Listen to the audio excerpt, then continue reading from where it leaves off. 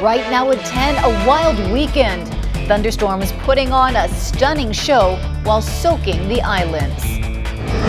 From flash flooding to lengthy road closures, a look at the mess left behind by Mother Nature.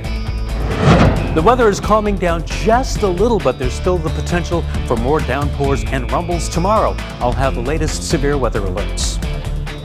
Plus, new details on the Kamehameha School's faculty member arrested for sex assault. In high definition, this is your source for breaking news. Hawaii News Now. A slow-moving storm system is swamping the state, and the threat of more downpours continues through tomorrow's holiday. Honolulu fire crews have responded to more than 30 weather-related emergencies in the last 24 hours. Our team coverage starts with JoBeth De Vera in Kahalu'u. This has pretty much been the scene all night and all day long. Non-stop rain and flooded roadways. Kamehameha Highway has been a major trouble spot, with cars constantly being forced to turn around. Kamehameha Highway transformed into a river Sunday after heavy rains walloped Oahu's windward side. The highway was shut down between Waikane Valley Road and Kualoa Ranch. I've been here for 20 years and I've never seen it get that deep. Jim Franklin, owner of Sunshine Arts in Kahalu'u, was forced to close his doors so they could clean up after water got up to a foot high. Save the art, that's the first thing. This man whipped out his kayak at an attempt to get to the grocery store. My car got flooded, so got the kayak out hoping to go get milk for my babies. The Honolulu Fire Department says between 10 p.m. Saturday and 9 a.m. Sunday, it responded to about 10 calls for flood and water evacuations. Around 1 p.m., firefighters were called to help trapped motorists near Waikane Valley Road. We've never seen it like this before. It's pretty crazy. Waters gushed down onto Ahui Manu Road as crews worked to clear a path. And in Kaneohe, lightning struck through this roof at the Windward Estate Saturday night. No one was injured, but homeowner Ben Cole is now tasked to clean up the damage. I was literally just watching TV, just sitting in my chair, and all of a sudden it was like somebody tossed a grenade in the house. This is the last thing I thought I'd be doing on a Sunday. The bad weather also prompted the city to shut down service on the bus between Turtle Bay and the hygienic store, affecting Route 55. From Kahalu'u, JoBeth De Vera, Hawaii News Now.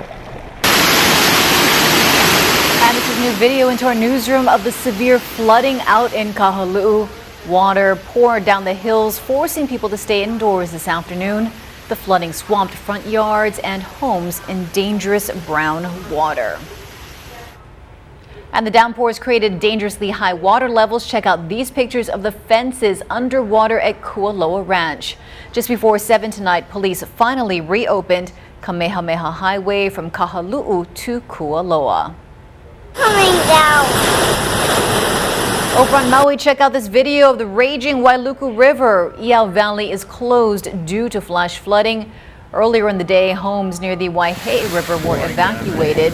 Kahekili Highway between Maka'ala Drive and Waehu Beach Road is also blocked off. For the very latest on the severe weather alerts, let's check in now with Ben Gutierrez. Yeah, thanks very much, Lisa. Here's the latest on those alerts around the state. At this hour, a flood advisory hasn't been extended until midnight for the entire island of Maui. There's still a flood advisory up for the Big Island until 11:45. The good news right now, flash flood warnings for Oahu and the Kohala area of the Big Island have been canceled, but we still have that flash flood watch. It's still up statewide until tomorrow afternoon. Heavy rain and thunderstorms starting to ease up just a little bit at this hour, at least for the western end of the state. There was still a lot of cloud cover and heavy rain that was reported on the Garden Island. It's starting to clear out a little bit, but it was under a flood advisory earlier this evening.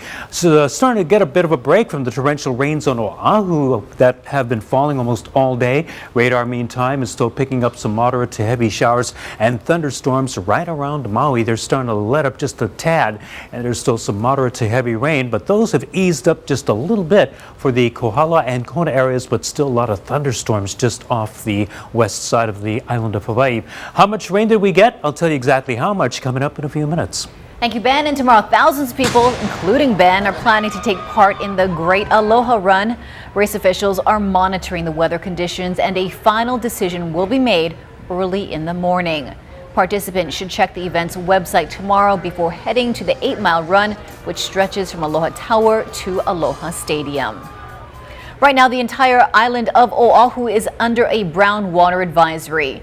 People are urged to stay out of Kava Stream near the Kaneohe pre-treatment facility and Kaneohe Bay near the mouth of the stream after more than 10,000 gallons of wastewater entered the waterway. Also, avoid Ke'ahala Stream below William Henry Road to the coastal waters next to the mouth of the stream at the bay.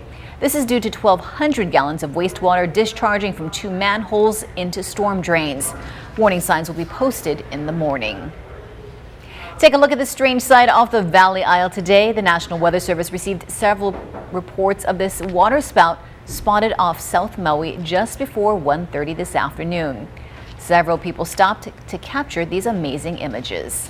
We just decided to pull over and look at it because it looked extremely big. Definitely really scary as to why it's happening, and I think there is that fear of, is it going to touch land?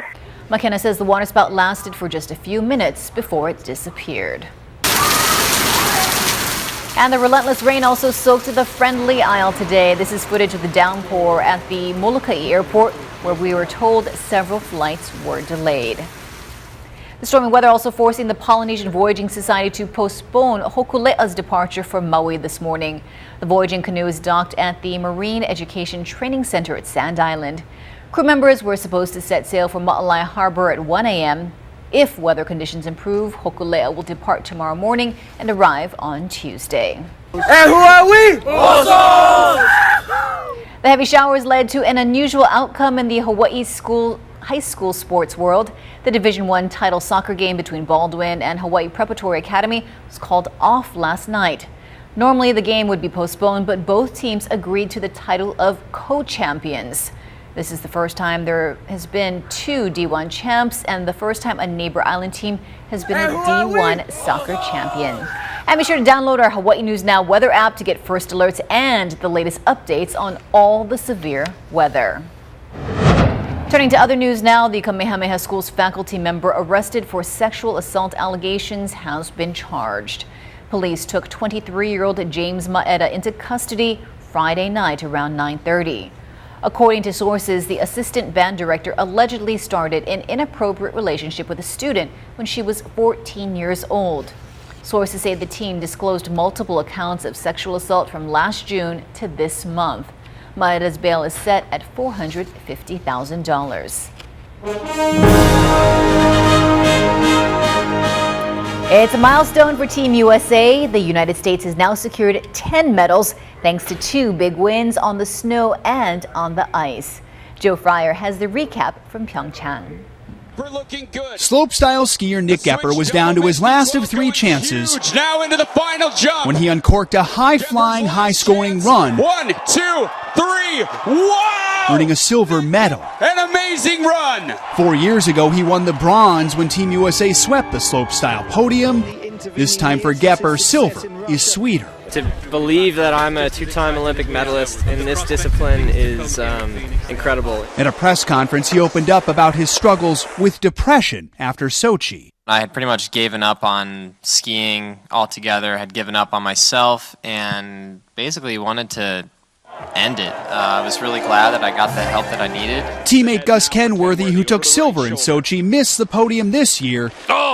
But is proud to be one of the first openly gay men representing America at the Winter Olympics.